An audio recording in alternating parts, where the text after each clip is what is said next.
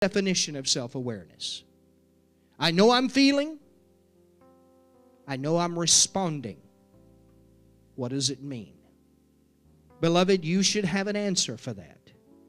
The students of Next Level Institute of 2010 have gone through a rigorous process of learning and engagement and preparation and toil.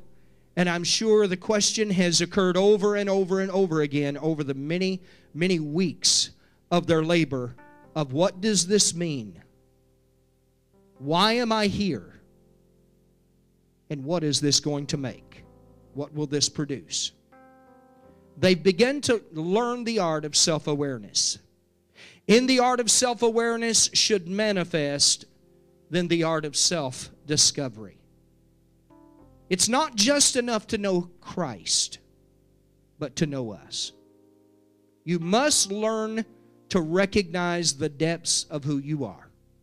Because He is in you and you are in Him, you discover that in the mix of two entities, you're really one. You are really one. After self-discovery, then comes self-definition or self-defining. This is simply understanding the consciousness, or in self-discovery, the awareness of coming to consciousness. What is deep within me that is being brought to the surface? And as it is brought to the surface, will I have the courage to face it? Once I've faced it, now will I have the courage to give definition to it? Why is this important? Because each person sitting in this room, as Pastor Padron said so eloquently and effectively a few moments ago, your belief system determines your behavior. And your belief system is determined by the weights and the scales of what you allow to be your defining factor. Who has defined you? Who has defined your identity? Students, I pray and trust that over the last 2 years, you've had an encounter not only with Christ in a greater measure, but you've had an encounter with who you are, and you've discovered your identity is in Him and in Him alone. Fourthly, once I have moved from self-definition, now I am flowing into the river of self-development. What does this mean? It means that I've become aware. I've learned to discover. I have moved into a place of definition, and now I'm in control enough to develop something. It's one thing to try to change all that is external. Stephen Covey, the articulate writer of the best-selling book, 7 Habits of Highly Effective People, simply put it this way: you live in a circle, an internal circle and an external circle. You can only control what is within the internal circle. Therefore, why waste time trying to control what is in the circle outside of your perimeter? Why is it important?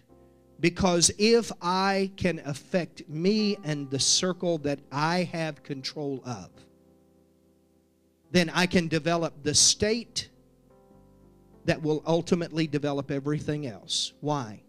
Because students, every choice you make from this point on, up until now, and in the future, every choice you've made has affected directly 250 people. And within a short period of time, that 250 will affect another 250, which now tells us that you directly affect 10,000 people in your lifetime. Can I, as one, make a difference? Yes, you can. Yes, you can. It's the small little butterfly in Japan's flapping of the wings that affect the Chinook winds in Canada. Everything is connected. Everything is internalized. And you're not alone, but you're a part of a bigger picture. Once I have discovered my ability for self-development, the molding of self-definition, I have now moved into self-mastery. I am now in control. Someone once said, Jesus wants to sit on the throne of your life. I'm not so sure I agree with that.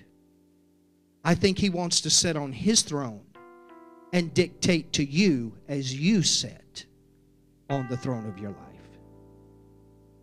He's the Lord of lords. And you, beloved, are a Lord and a King.